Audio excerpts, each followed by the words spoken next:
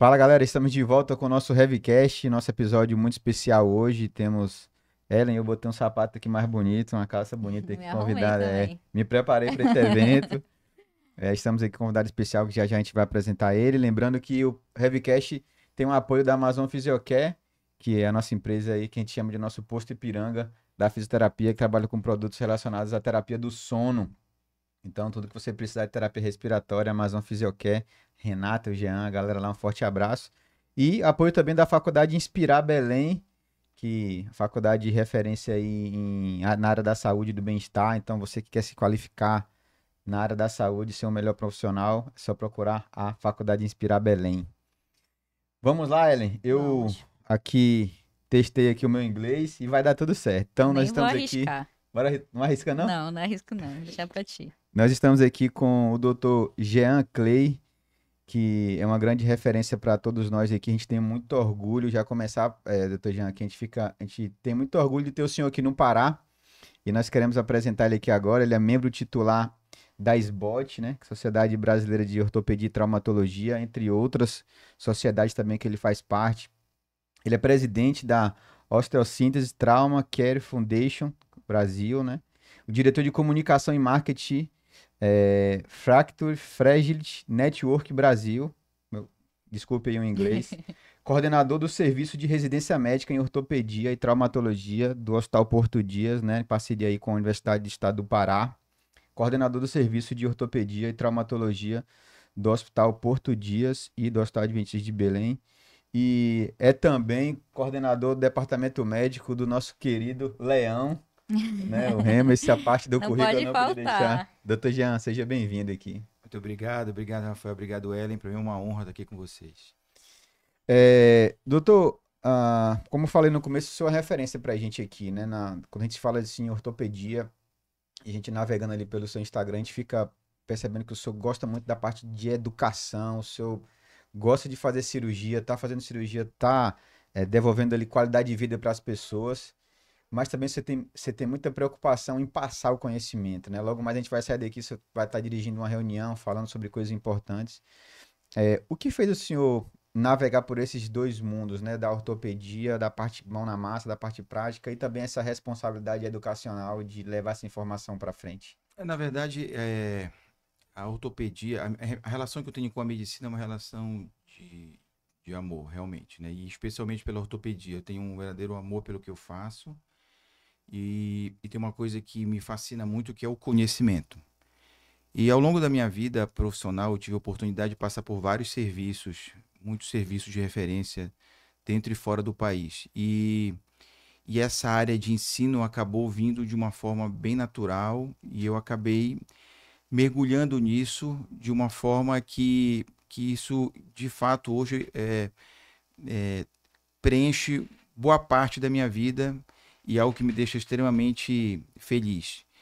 A minha relação com o ensino hoje é uma relação puramente filosófica, eu não tenho nenhum tipo de ganho em relação a isso, porque na ortopedia a gente tem o hábito de quando você está envolvido em eventos científicos das sociedades, isso para nós é considerado como uma honra. Quando você é convidado para dar uma aula num congresso, seja ele a nível regional ou nacional, é uma honra para todos nós que somos convidados. E isso sem nenhum tipo de custo. Ninguém recebe para dar uma aula, assim como na residência. A residência você ensina pelo prazer de ensinar. E por que isso?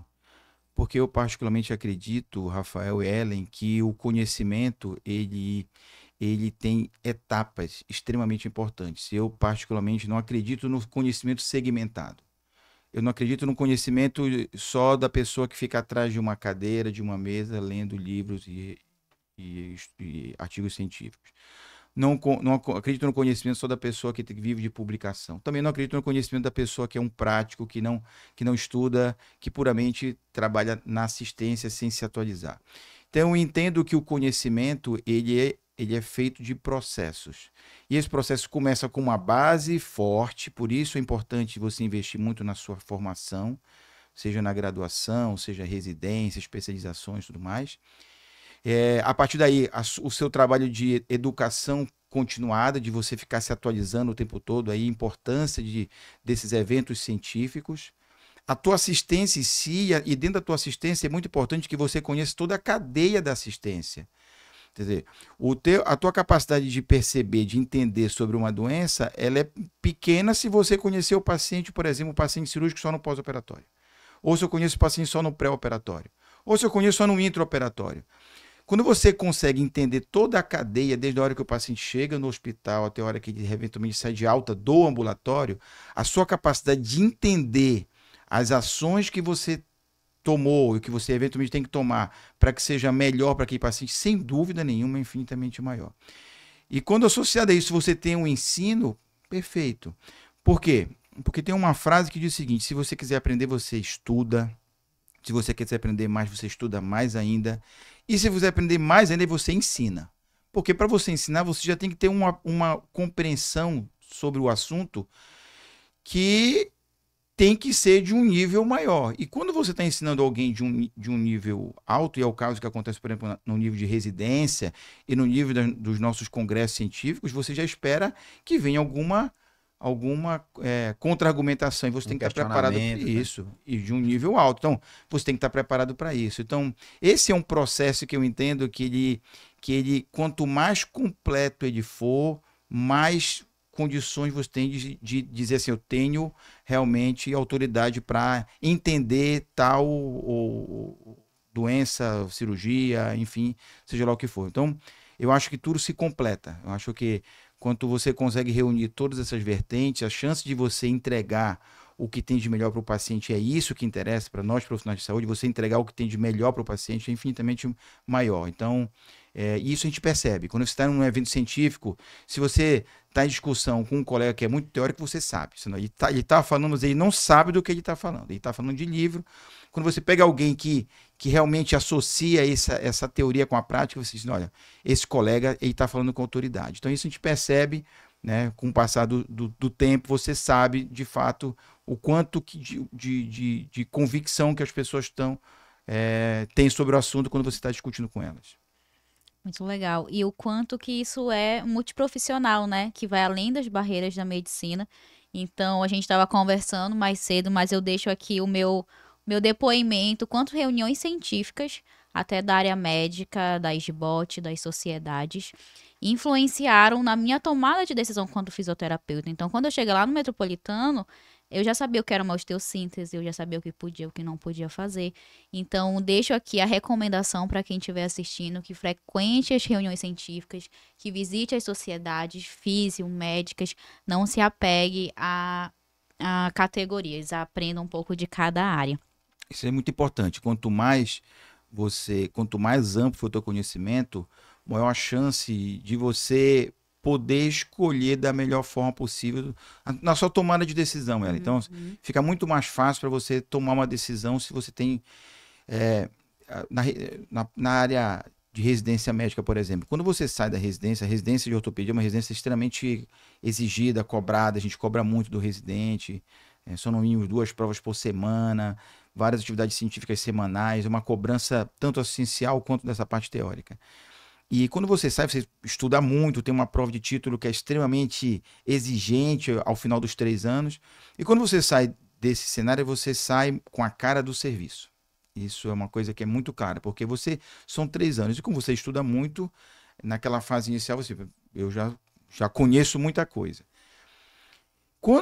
A hora que você começa a conhecer outras realidades, isso aconteceu. Eu tive a oportunidade de acontecer isso comigo. Eu fiz residência em um lugar, depois fiz outras 4 subespecialidades em lugares diferentes. Toda vez que eu entrava num lugar diferente, a primeira conclusão que eu cheguei foi assim: olha, existem várias maneiras de se fazer a coisa certa. Então, não é porque eventualmente não foi feito do jeito que eu aprendi ou que o serviço que eu faço preconiza que não necessariamente não está certo. Então, isso é importante. Para que você não fique bitolado, não fique simplesmente limitado àquela visão. Quanto mais ampla for a sua visão, melhor.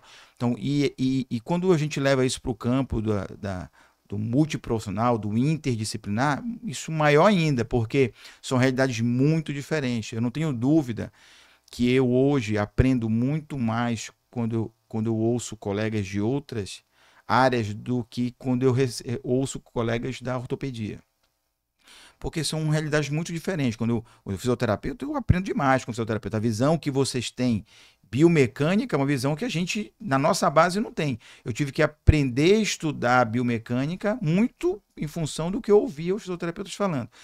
E daí, da mesma forma, o fono, o psicólogo, o enfermeiro, e aí dentro da medicina, as outras áreas, o geriatra, o infectologista. Então, quanto mais ampla foi essa tua visão, quanto mais acesso você tiver a essas informações, mais completa vai ser a tua maneira de encarar o dia a dia e, eventualmente, na melhor tomada de decisão para o paciente. Então, já aproveitando esse gancho aí que você falou, eu já participei, já assisti uma cirurgia sua já. Era uma artroplastia de joelho, acho que já faz alguns anos. E já acompanham as suas visitas na UTI, os rounds. E uma marca registrada assim que fica muito, Dr. Jean, é a preocupação com o paciente, né? O senhor tem isso passa muito para mim, né? O Jean é um profissional extremamente preocupado com o paciente, querendo que o desfecho seja positivo, que ele retorne para as atividades funcionais, retorne para sua casa. E tem várias etapas para se chegar até lá. Como é que é essa relação da sua visão em relação à equipe multi, né? O senhor falou aí sobre cada área, né? Porque muitas vezes a gente vê algumas realidades em que um profissional acaba entrando na área do outro. Como é que funciona? Porque o senhor estuda muito, o senhor convive com vários profissionais. O senhor tá lá, o senhor abre o paciente, faz a cirurgia, coloca a prótese, coloca a placa, depois vai para a UTI e acompanha. Mas como é que é essa sensação? Porque o paciente às vezes parece um filho, né? Tá aqui, como é que é essa sensação de dar o paciente assim para a equipe multi e ter essa relação com eles? Como é que funciona esse relacionamento aí sua visão? Para falar a verdade, essa virada de chave, vamos falar dessa forma, sobre a relação com o paciente, eu tive quando eu fiz meu fellow fora do país. Eu tive a oportunidade de fazer o meu fellow em Estrasburgo, que fica no nordeste da França, e eu fiquei verdadeiramente impactado com todo o nível de cuidados que se tinha com o paciente. Dentro do centro cirúrgico, era impressionante o cuidado que as pessoas tinham com contaminação e, de um modo geral, o respeito que todos tinham com o paciente. Primeiro, o impacto que eu tive, eu falei, não é possível, não é... Por que eu não faço isso? Então, tive aquele impacto e aí depois falei, não, já que eu estou aqui, então eu vou aprender exatamente, vou tirar o máximo de informações do que eu estou vivenciando aqui para que eu possa fazer as eventuais mudanças quando eu voltar para São Paulo. Na época eu morava em São Paulo. E assim foi, eu anotava tudo e ficava atento a tudo e perguntava tudo. E isso foi uma grande virada de chave na minha vida profissional, não tenho dúvida nenhuma. Eu sou um verdadeiro neurótico, por exemplo, com contaminação. Tenho uma preocupação gigantesca com contaminação. Quem trabalha comigo de centro cirúrgico sabe o quanto que eu sou preocupado com isso, quanto que eu exijo da equipe em relação a isso. No dia que eu estava nessa cirurgia, eu só estava preocupado com o ar-condicionado. Exatamente. Porque estava quente e o índice de infecção ia aumentar. Aumenta, exatamente. Então são muitas as variáveis. E assim, em um país onde a gente ainda não tem essa cultura muito clara, né, do cuidado e tudo mais, que eu acho que isso está melhorando, nos hospitais de modo geral isso está melhorando, essa cultura de você se preocupar com o paciente. Então, quando não tem, a gente vai ter que criar isso. Por quê? Porque eu entendo, Rafael, de uma forma assim, filosófica, eu fico pensando, olha a responsabilidade que a gente tem com o profissional de saúde quando o paciente ele entrega o que tem de mais importante, que é a vida dele na sua mão. Ou, eventualmente, a vida do pai dele, a vida do filho dele. Para mim isso é muito forte. E aí eu venho para o princípio da medicina que diz que primo non nocere. Então, a primeira coisa que tem que fazer, a gente não pode causar um problema. Então, eu me cobro muito como profissional. Óbvio que todo mundo, ninguém é infalível, todo mundo está sujeito a complicações. Mas eu vejo como obrigação de todos nós envolvidos nesse sistema de saúde que a gente faça o melhor possível pelo paciente. E um raciocínio que eu tenho muito claro é assim, muitas vezes o paciente pergunta para mim, doutor, e se fosse o seu filho? Eu digo para ele, eu já fiz essa pergunta para mim. Assim como se fosse o seu pai, eu já fiz essa pergunta para mim. Se fosse você, eu já fiz. Porque essa pergunta eu me faço sempre. O que eu gostaria que fosse feito se fosse eu, alguém da minha família, ou uma pessoa querida por mim. Então, acho que se a gente começar o nosso dia a dia fazendo essa pergunta para nós mesmos, a gente vai ajudar muita gente. E sobre a questão dessa interdisciplinaridade, não tem mais espaço para o todo-poderoso, eu sou o doutorzão, não existe mais isso. Claro, você precisa, dentro de qualquer sociedade, ter lideranças. Você precisa de alguém que comande o navio, senão o navio, a chance de afundar é maior. Mas todo mundo respeitando o seu espaço, entendeu? Ouvindo todo mundo. E aí que eu falo para vocês.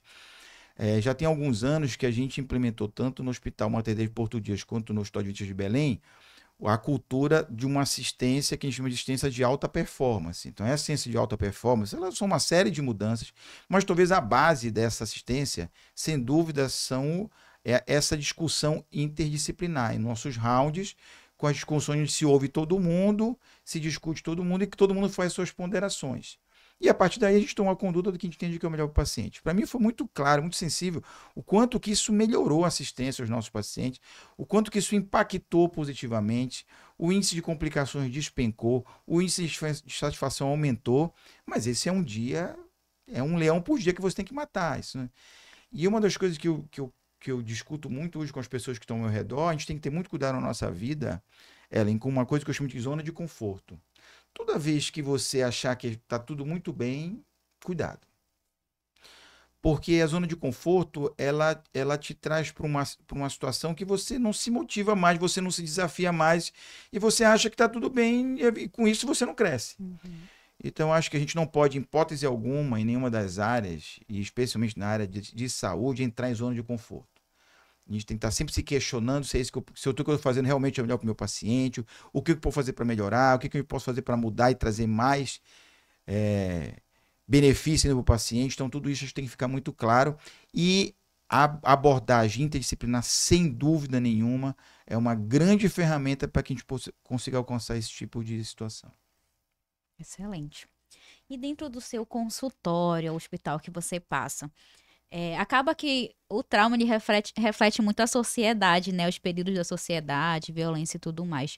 Mas o que você mais observa relacionado a membro inferior, por exemplo, em relação a tipos de fratura e causas, assim, como que tá esse parâmetro? Então, isso depende da faixa etária. A gente tem alguns picos de incidência. Por exemplo, o idoso. A gente tem uma população cada vez mais idosa. A expectativa de vida tem aumentado cada vez mais. Do ponto de vista de definição, para um país em desenvolvimento como o nosso, a partir de 60 anos é idoso. Mas você pega um de 60 anos hoje... Então, já foi criada a categoria do super idoso, que é acima dos 80 anos. E tem mais ou menos 2 meses que eu operei lá no hospital uma paciente de 100 anos de idade. Isso vai acontecer. Há quem diga que a pessoa que vai viver 125 anos já nasceu. Então, isso é uma tendência cada vez maior. Para essas pessoas, sem dúvida nenhuma, as fraturas por fragilidade são as de maior incidência. Então, são aquelas fraturas causadas por traumas banais e que levam com que o paciente tenha uma fratura, e dessas fraturas, sem dúvida, que mais preocupa a gente são as fraturas da região do fêmur. Por quê? Porque o índice de mortalidade ele é muito alto. Quando a gente vai para a literatura, ela fala em 20%, 30% de mortalidade em até 1 ano. Então, a gente tem que fazer de tudo.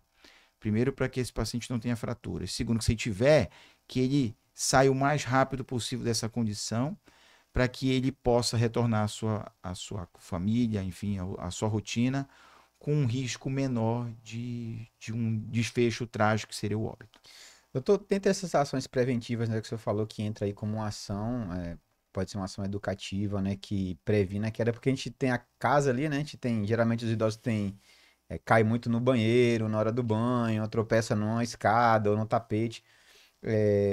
Quais são as histórias mais frequentes que o senhor ouve no seu consultório, né, de causas, e o que o senhor já viu, assim, já pensou de medida preventiva que mais causa impacto positivo para esses pacientes? Tá, então, várias das medidas. O primeiro, assim, se você tem osteoporose, você tem que tratar a sua osteoporose. Então, é a primeira medida. Segundo, você tem que tratar da saúde como um todo. Muitas vezes o idoso ele tem déficit de equilíbrio. Então, se eu, por exemplo, tenho diabetes e não está descompensado meu diabetes, para o idoso ter um mal-estar e cair não custa nada. Aí você vem para casa. 90% das fraturas ocorrem dentro de casa. 70% delas no trajeto quarto-banheiro. Então, eu preciso ter uma casa adaptada para um idoso. Então, existe um projeto da sociedade de muito tempo atrás, chamado Casa Segura, feito junto com com o Conselho de Arquitetura. É bem interessante. Então, você tem que ter portas amplas, você tem que evitar tapetes, tem que ter muito cuidado com animais de estimação, porque ele pode tropeçar no animal de estimação. Tem que ser uma casa extremamente iluminada, bem iluminada. Como o idoso vai muito ao banheiro à noite, o interruptor da luz tem que estar ao alcance da sua mãe, não tem que levantar para procurar, porque é aí que corre o risco de queda. Dentro do banheiro, você tem que ter suportes, os suportes dentro do box, ao lado do vaso sanitário. O piso tem que ser antiderrapante. O tipo de calçado tem que ser um calçado antiderrapante. Muitas vezes esses idosos têm deformidades nos dedos que você não consegue botar a sandalinha de dedo como se fosse uma havaiana. Então tem que ser aquela sandália que você encaixa o pé inteiro. Enfim, são uma série de medidas que de fato são extremamente importantes. Por quê? Porque quando eu tenho uma queda no idoso, a estatística me diz que 30% dessas quedas vão combinar com fratura.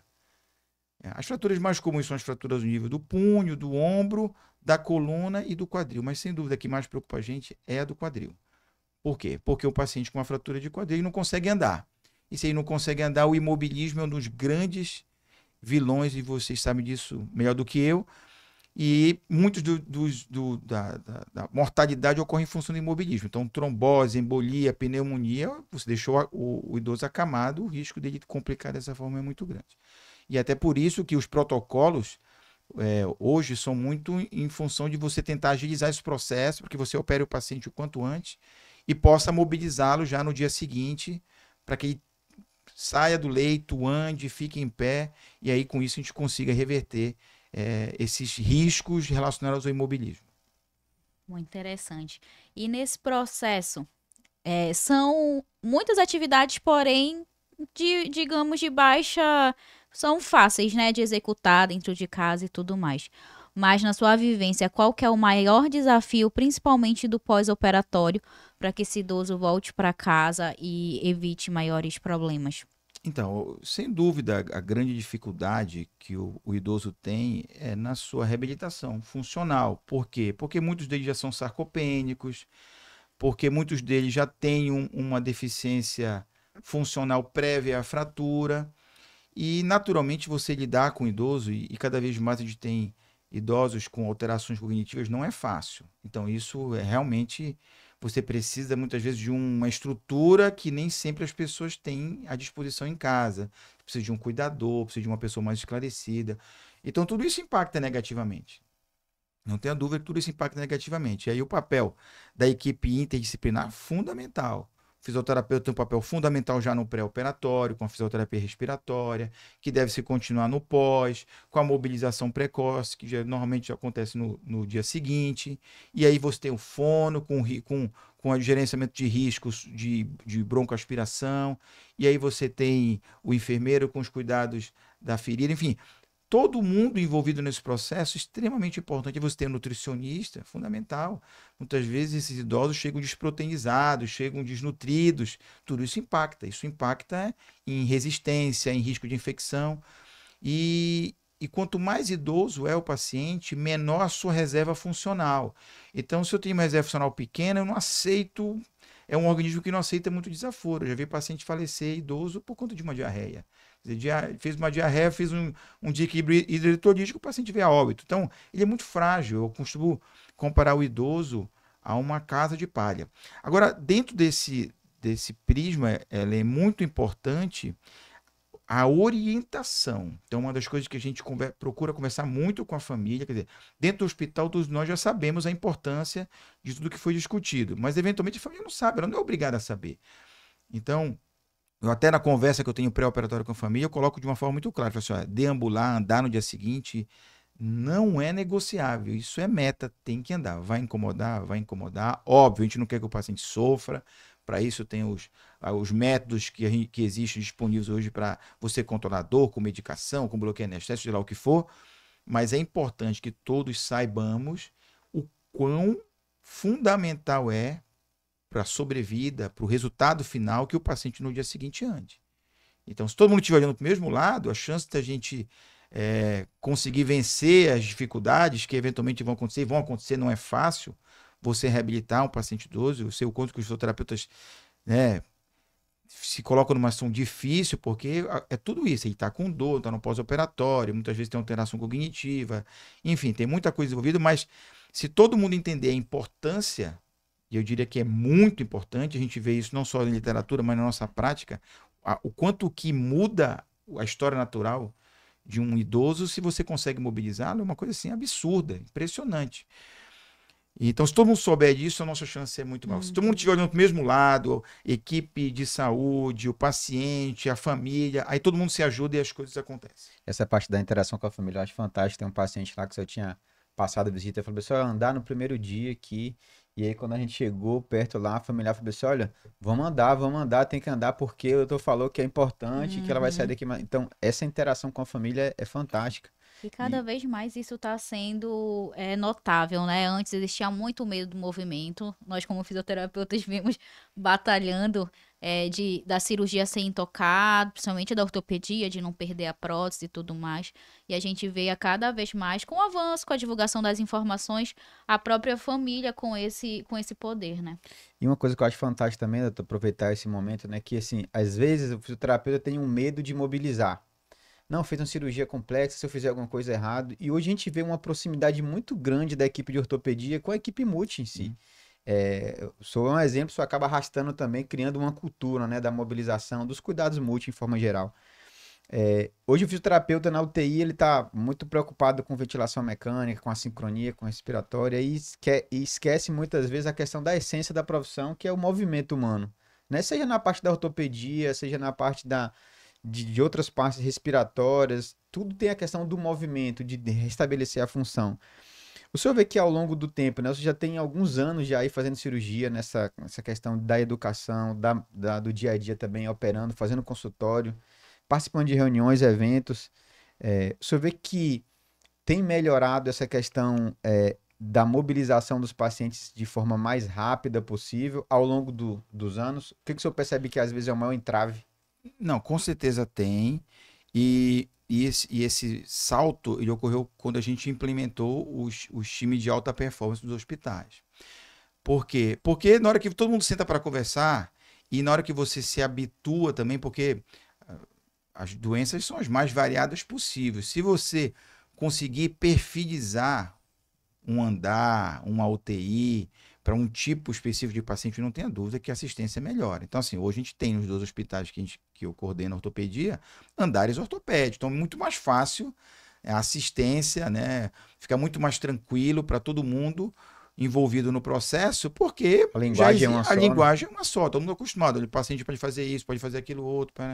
Então, eu acho que esse é o caminho, entendeu, Rafael? Esse é um caminho muito importante. E quando você não tem isso, o caminho é você conversar, você discutir, ligar para o colega, olha, operou, posso mexer, posso não mexer. Claro, tem muitas coisas, embora existam assim, protocolos, os protocolos eles são importantes sim, porque eles conseguem abranger, eu diria, mais de É melhor ter do que não ter, né? 90% ou mais mas vai ter uma ou outra situação vai fugir. Pontual que muitas vezes é o colega que vai saber. Quem está na sala de cirurgia, que olha, isso aconteceu isso. E aí, por isso que é tão importante a conversa, né? Tem gente que fala bem assim, tem algumas rinchas assim acontecendo, porque o ortopedista quer falar o que eu tenho que fazer, o fisioterapeuta não, mas eu converso com o pessoal e falo, gente, o ortopedista ele abriu o paciente, ele viu o osso, viu o músculo, viu os ligamentos, ele viu toda a estrutura, ele mexeu, ele sabe daquilo. Quanto mais informações ele conseguir passar, é mais seguro para mim. Claro. O doutor Jean, eu tô lá de plantão na UTI, o doutor Jean falou assim, Rafael, pode colocar em pé. Eu falei, pô, vou sentir seguro demais. Eu falei, não, tu viu lá, então vou meter a ficha aqui, vou colocar bem, vou colocar para andar. Pode ter algum limitador de dor, peço pro médico otimizar a analgesia e meto ficha. Qual que é a minha percepção sobre isso? Eu gosto muito de direcionar algumas questões. Eu entendo o seguinte, que óbvio que eu não tenho condições técnicas para discutir método. Não vou discutir método com fisioterapeuta. Mas da doença eu preciso saber. Eu preciso conhecer as questões biomecânicas. Tem uma frase que eu uso muito que diz o seguinte, em ortopedia, com exceção de infecção em tumor, 90% dos problemas são biomecânicos. Então, se a gente tem essa percepção do que está errado do ponto de vista biomecânico, e volto a dizer, eu aprendi isso muito com os fisioterapeutas, na minha opinião, isso tem que ser priorizado, porque isso faz toda a diferença. Vou dar um exemplo para vocês clássico aqui, ó. síndrome do impacto subacromial ou qualquer doença do espaço subacromial, manguito rotador, enfim. Se você não fortalece rotadores laterais e mediais, não trabalhar estabilizador escápula, esquece, o paciente não vai ficar bem. Porque a base dessa doença está justamente nessa discinesia escapular, nesse desequilíbrio biomecânico. Se eu não fizer isso, esquece, não vai resolver. Então, por exemplo, quando eu peço fisioterapia, eu costumo solicitar, fortalecer. Como vai ser fortalecido? Rafael, isso é com vocês, naturalmente. Mas isso que tem que ser seguido. Ah, olha, eu percebi na minha avaliação que ele tem uma retração de cápsula posterior. Bacana, ótimo, vai lá, alonga a cápsula posterior. Olha, eu percebi que na cadeia do movimento, o bíceps. Não, ótimo, corrija. Mas o princípio básico, que é o fortalecimento dos rotadores laterais e dos estabilizadores de escápula, isso tem que ser seguido. Ponto. Aí eu digo para você assim, olha, favor não fazer elevação acima de tantos graus. Por quê? Porque tem uma explicação para isso. Então, eu acho que essa história de que, tá entrando aqui, é uma bobagem gigantesca, porque, na verdade, o que a gente tem que entender é o que eu posso fazer de melhor para o meu paciente. Se é o fulano, o ciclano, não interessa, isso é bobagem. Isso é detalhe, a gente não vai ficar se prendendo em bobagem. A gente tem que focar no que interessa. O que interessa? O meu paciente, o nosso paciente tem que ficar bem. Ponto. É isso que eu quero. Eu quero que ele volte para a vida dele, que ele fique bem e tudo mais. Outro exemplo, síndrome patelofemoral. É a causa mais comum no consultório de joelho. Eu não tenho uma única cirurgia de síndrome patelofemoral por dor. Não tenho. Por quê? Porque graças a um trabalho feito por um fisioterapeuta, né, um estudo do Powers maravilhoso, ele mostrou que, na verdade, diferente do que a gente achava, que a patela que saía de cima, é o fêmur que sai de baixo. Então, se eu não fortalecer glúteo médio e máximo, esquece. Eu vou fazer valdinâmica, esquece. Se eu não trabalhar o que tem que ser trabalhado, que é lá em cima no quadril, se eu não controlar a rotação, esquece. Quando eu controlo isso, acabou o problema. Tanto que eu não tenho paciente operado por dor patelofemoral. Não tenho. Eu tenho um número grande de pacientes. Então, essas questões, elas são uma construção de anos de muita maturidade profissional. Exatamente. E eu não vejo mal nenhum nisso. E eu fico triste quando alguém vê, que é uma bobagem. Na minha opinião, é uma bobagem. Quem perde é o paciente. O que não quer dizer que não possa ser discutido. Você não precisa concordar com tudo que eu falo e vice-versa. Se discute. Olha, Dinho, está acontecendo isso. Eu percebi que isso. Vamos fazer? Vamos lá, vamos sentar, vamos conversar. Agora, simplesmente você, não, quem manda aqui sou eu, para. Muitas vezes tem essa história, não, porque o fisioterapeuta disse, não, para. Não é assim que funciona, não é assim que tem que funcionar, a gente tem que trabalhar em equipe em prol do paciente. O paciente não tem dono, né? A gente tem que fazer o melhor para o paciente, ponto. Essa que é. O foco tem que ser o paciente. É assim como o físio tem que se apropriar de termos médicos, né? Novamente, uma via de mão dupla. Eu preciso conhecer a cirurgia, dependendo da via de entrada, vai afetar um músculo ou outro. Então, eu preciso também saber. Então, é o multi conversando sempre. A físio sabendo do que o médico faz e o médico sabendo do que o físio faz, né? Perfeito, é isso aí. Mas nesse contexto, como você acha que é a comunicação mais efetiva? Eu confesso que já estive em alguns serviços em que era um absurdo. O paciente ficava 3 dias no leito porque o ortopedista não evoluiu a liberação. Aí liga, aí não responde, aí não vem evoluir. Enfim, talvez a falta do protocolo, né? Mas que essa comunicação não existia e o paciente ficava no leito e não saía, frente ao que você falou, que quanto mais ele sair, melhor. Então, qual é o meio? Você recebe muita ligação, você é aberto para essas ligações, WhatsApp, e-mail, evolução, qual você acha que é a comunicação mais efetiva? Eu acho que a mais efetiva são os rounds. Eu acho que é o modelo assistencial. Eu acho que o modelo assistencial ele tem que ser... Eu sou um verdadeiro fã, porque eu vi na prática o quanto que isso impactou positivamente no nosso paciente. Então, eu acho que o round, você consegue ali sanar 90% das dúvidas, e eu acho que você consegue alinhar muita coisa. O que não foi isso, eu acho que o WhatsApp está fácil, né? Eu funciono muito bem por WhatsApp. Não funciona por e-mail. E-mail eu vejo a cada 2, 3 dias. No final do dia, eu na minha casa. Mas o WhatsApp, não, o tempo todo eu estou vendo o WhatsApp. Então, eu acho que é o seguinte, a gente tem que ver o que é o melhor para o paciente. Se for uma coisa mais emergencial, eu preciso tomar uma decisão, liga. Liga para o colega, não atendeu, manda mensagem, aconteceu isso e tudo mais.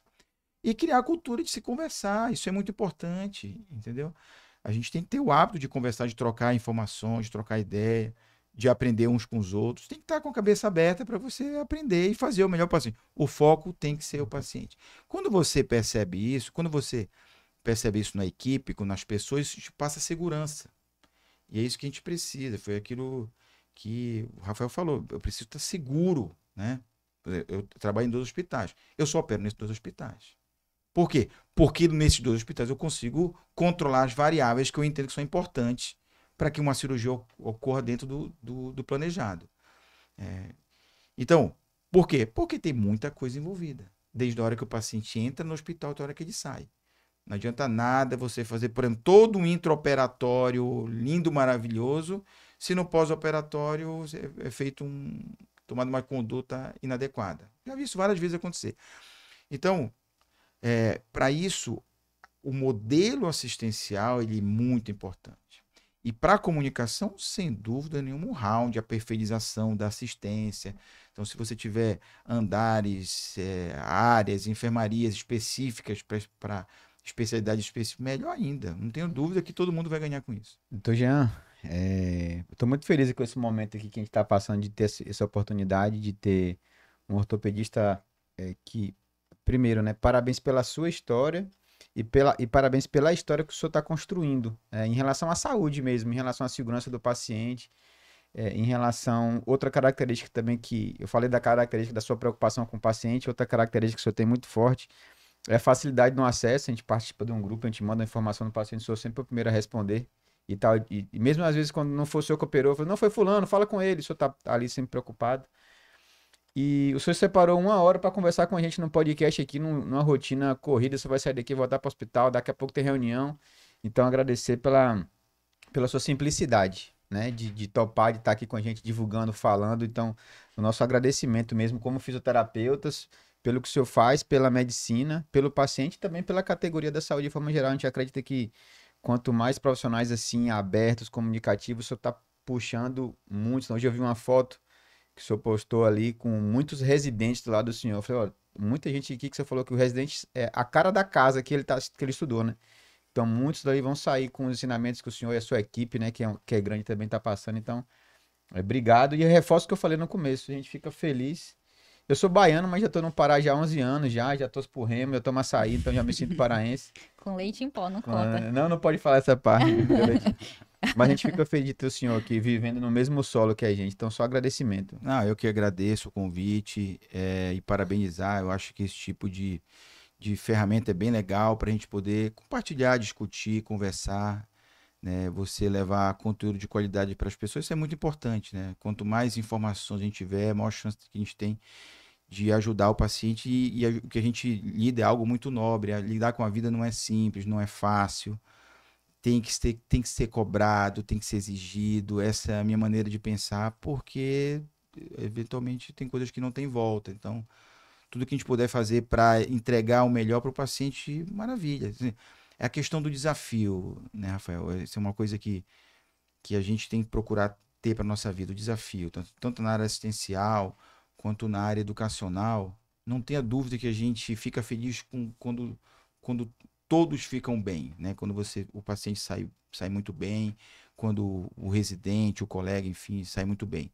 Mas aqueles mais difíceis são aqueles que te dão mais prazer.